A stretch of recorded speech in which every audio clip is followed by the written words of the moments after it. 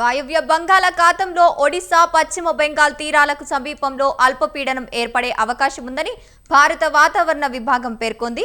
దీని ప్రభావంతో 2 రోజుల పాటు ఉత్తరాంధ్ర జిల్లాల్లో అక్కడక్కడ ఓ మోస్తరు నుంచి భారీ వర్షాలు, మిగిలిన జిల్లాల్లో తేలికపాటి నుంచి వానలు పడొచ్చని అమరావతి వాతావరణ కేంద్రం తెలిపింది. ఇక శ్రీకాకుళం, విజయనగరం, శ్రీకాకుళం, పార్వతీపురం, మన్యం, అల్లూరు, సీతారామరాజు జిల్లాల్లో కొన్ని చోట్ల భారీ నుంచి అతి భారీ వర్షాలు కురుస్తాయని వాతావరణ శాఖ తెలిపింది. సముద్రం అలజడిగా మారుతున్న నేపథ్యంలో మత్స్యకారులు వేటకు వెళ్లరాదని హెచ్చరించింది.